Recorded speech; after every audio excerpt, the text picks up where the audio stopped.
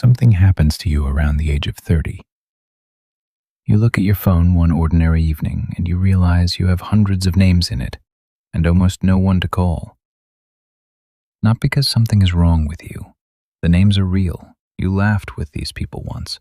You meant it when you said, "Let's stay in touch." But the chat has gone quiet. The last message is from a birthday you both forgot to follow up on. And tonight, when the day has finally emptied out and you feel that small ache that has no clear cause, you scroll past every one of them and put the phone face down. You have never been more connected. And somehow, you have never felt this alone. If that sentence landed somewhere in your chest, stay with me, because what you are feeling is not a personal failure. It is one of the oldest signals in the human body. And almost everything about modern life is designed to make you misread it. For nearly all of human history, you could not have collected hundreds of friends. You were born into a small band of people who walked the same ground, ate from the same fire, and slept close enough to hear each other breathe.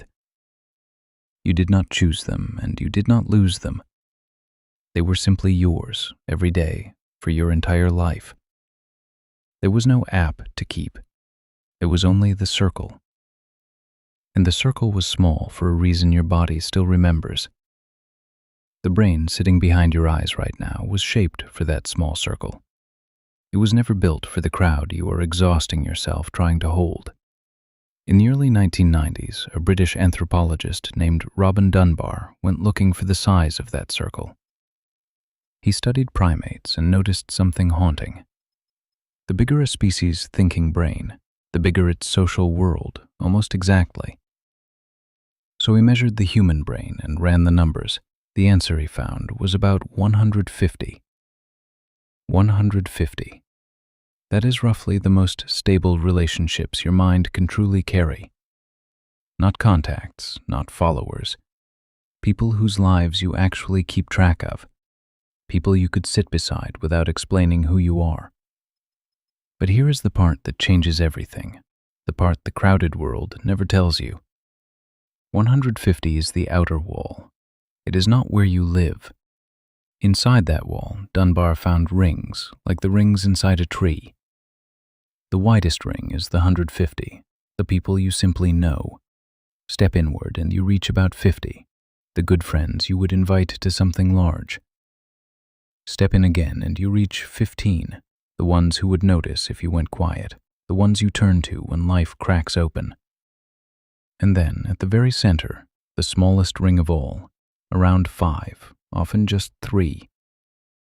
These are the people you would call at 3 in the morning without rehearsing the first sentence.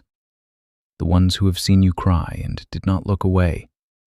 The ones who know the version of you that exists before you fix your face for the world. 3, maybe 4. That is the core your ancient brain spends its whole life trying to protect. So why does the ache keep coming, even when your phone is full? Because you have been spending yourself on the wrong rings. You pour your hours into the outer 100, answering, liking, keeping up, being available to everyone. And the small room at your center quietly goes dark. You feel busy with people and starving for them at the same time. And you blame yourself for it, when the truth is you were simply handed more faces than any human heart was ever meant to hold. There is a cost to a person at your center, and a psychologist named Jeffrey Hall measured it. He found it takes around 50 hours together to turn a stranger into a casual friend, around 90 to become real friends, and to reach the close, inner circle kind of love, more than 200 hours in the same room, in the same life. 200 hours. Sit with that number. Every person at your center is a small fortune you already paid, one slow afternoon at a time, often without ever noticing you were paying. And time is the one thing you can never make more of, which means you cannot have 300 close friends. Not because your heart is too small, but because a human life is too short. The hours simply do not exist. This is the quiet grief no one warns you about. The friends you are losing are not leaving because they stopped loving you. They are leaving because you both ran out of hours. Adulthood arrived and quietly took the proximity away, the shared dorm, the same street, the daily nothing conversations that once held everything together. A researcher named Yari Saramaki watched this happen in the data. He tracked people's calls and messages over years and found that each of us carries a kind of social signature, a fixed way of dividing our attention that barely changes, and he saw something that aches the more you understand it. When a new person enters your inner circle, someone else slips out. The center stays small even as the faces change. You do not add to your core, you replace within it. Picture it honestly. Your closest circle is not a collection that grows forever. It is a small room with a fixed number of chairs. For someone new to sit down, someone you once loved has to stand up and walk out. You have already lived this. You can probably name the empty chair. There is something even older underneath all of this. Among other primates, bonds are kept alive by grooming, hours of slow touch that build trust and heal every small wound in the group. But grooming works one body at a time. There is a hard limit on how many bonds a single animal can tend by hand. Dunbar believed human beings broke that limit with language. Talking, gossiping, telling stories around the fire became our grooming, a way to tend many bonds at once. Language let the outer circle grow, but it could never make the inner bonds free. The deepest ties still demanded touch, time, presence. The fire could only hold so many faces before the warmth ran thin. So the inner ring stayed small, not because we lacked ways to connect, but because intimacy has a weight that no clever tool has ever been able to lift. The late neuroscientist John Cacioppo spent his life studying loneliness, and what he found should be read slowly. Loneliness, he said, is not a weakness, and it is not about being physically alone. It is a biological signal, as real as hunger, as real as thirst. It is your body sounding an alarm that a vital need is going unmet, the need for close, trusted connection. And just as you can sit at a full table and still starve if you never eat, you can be surrounded by people, flooded with messages, drowning in contacts, and still ache, because not one of them is in your inner ring. That is the trap of this entire century. We have never had more contact and never felt more starved. And here is the twist that almost no one expects. The science is not telling you that you are failing at friendship. It is telling you the opposite. The smallness of your inner circle is not proof that something is broken in your life. It is proof that you are human, running a design hundreds of thousands of years old. A person with 3 true friends is not behind by the only measure your brain actually uses. That person is rich beyond counting. We were taught to hoard friendship like wealth, as if more is always better, as if the goal is to keep adding names.